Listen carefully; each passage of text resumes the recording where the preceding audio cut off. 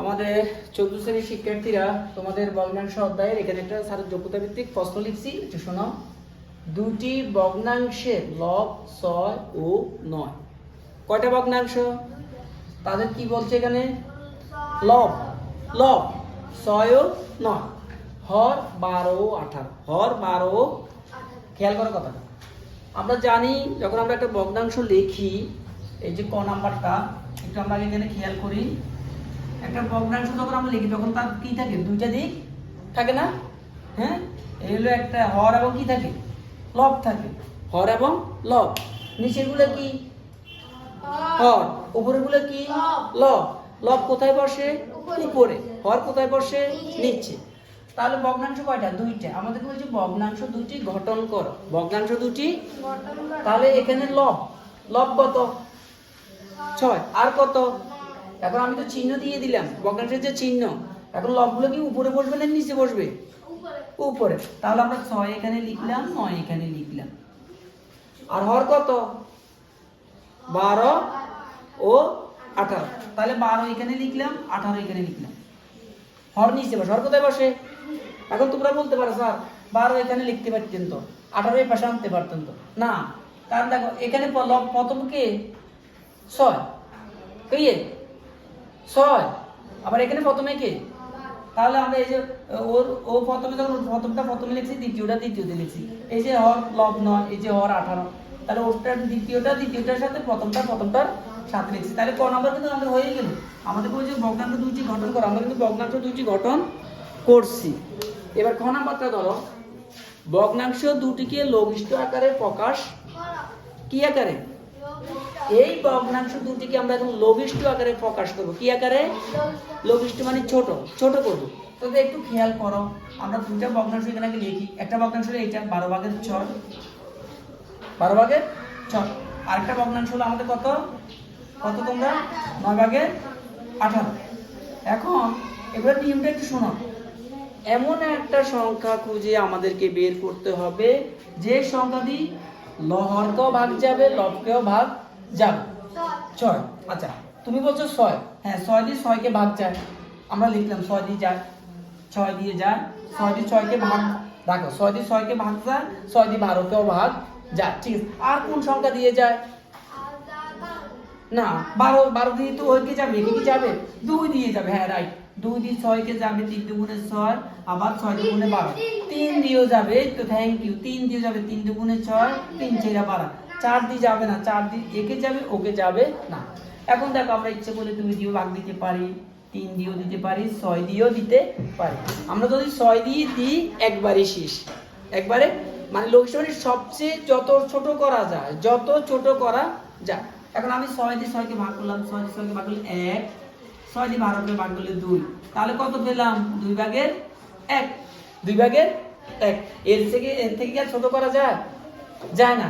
আমি এখন যদি 3 দিয়ে দিতাম তাহলে আরো ছোট হইতো, আবার 2 দিলে আরো কাজ করতে হইতো, দরকার নেই। এবার এটা নিয়ে চিন্তা করো। 18 ভাগের 9 কে তোমরা ভাগ দাও, কত? 9 দিয়ে দিবা? হ্যাঁ দাও, 9 দিয়ে দেওয়া যায়। 9 দিয়ে দিলে আমরা 9 কেও ভাগ দিতে পারি, 18 কেও দিতে পারি। আর কোন সংখ্যা দিয়ে ভাগ যায়?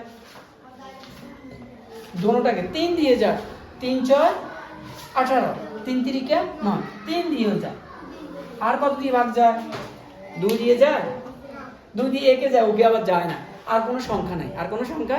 আর তুমি যদি বলো 18 দিয়ে ভাগ, 18 দিয়ে একে যায়, একে কি যায়? তাহলে আর কোনো সংখ্যা নাই। এখন আমরা কোনটা বেছে নিব? 3ও নিতে পারি, 9ও নিতে পারি। আমরা বড়টা নিই, বড়টা নিলে আমাদের কাজটা কম হয়। হ্যাঁ, 9 দিয়ে 9 কে ভাগ করো, কত কয়বার যায়? একবার। 9 দিয়ে 9 কে ভাগ দিলে একবার। 9 দিয়ে 18 কে ভাগ করো 2 বার। তাহলে কত পেলাম? 2 ভাগের 1, 2 ভাগের 1। তাহলে খ নাম্বারটা হয়ে গেল, লঘিষ্ঠ আকারে আমরা প্রকাশ করে ফেললাম। এবার আসো গতে কি বলছে। গটা আমরা এক পাশে করি। গতে কি বলছে একটু বলো। ভগ্নাংশগুলোর একটি করে সমতুল ভগ্নাংশ লেখো। খেয়াল করো, আমাদের ভগ্নাংশ কয়টা? দুইটা। একটা হলো 12 ভাগের 6, আর একটা হলো কত? 18 ভাগের 9। এখন আমরা এদিকে কি করব?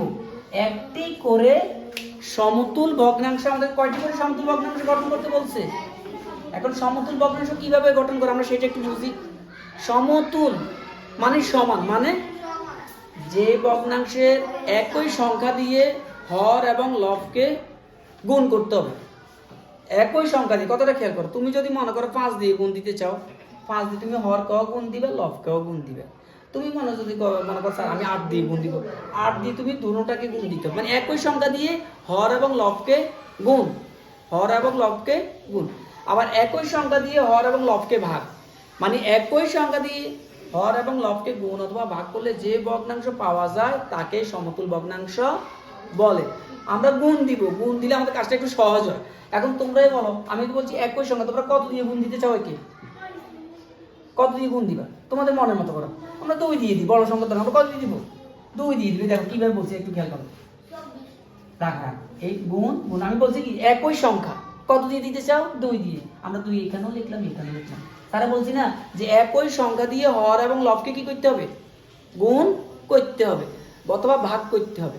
গুণ করলে যে ভগ্নাংশ পাবো সেটা সমতুল, ভাগ করলে যে ভগ্নাংশ পাবো সেটাও সমতুল। আমরা গুণ করবো এখন। এখন 2 দিয়ে গুণ হিসাবে দেখো, 12 দুগুণে 24, 6 দুগুণে, এই যে 12 ভাগের 6 এর একটা সমতুল ভগ্নাংশ হলো 24 ভাগের 12, 24 ভাগের। এখন যদি আমাকে বল আরেকটা লেখো, আমি 3 দিয়ে গুণ দিব, এখানেও 3 লিখবো, এখানেও 3 লিখবো, রেজাল্ট যা হবে সেটা আরেকটা সমতুল ভগ্নাংশ আমার হয়ে যাবে। এটা যে নিয়মে করছি আমরা এটাই নিয়মে করে ফেলবো। লেখো, কি লিখো তোমরা? এই যে লিখলাম, কত দিয়ে গুণ দিতে চাও? 2 দিয়ে দিই আমরা, 2 দিলাম, 2 দিলাম, 18 দুগুণে 36, 9 দুগুণে 18। তাহলে 18 ভাগের 9 এর আরেকটি সমতুল ভগ্নাংশ হলো 36 ভাগের 18।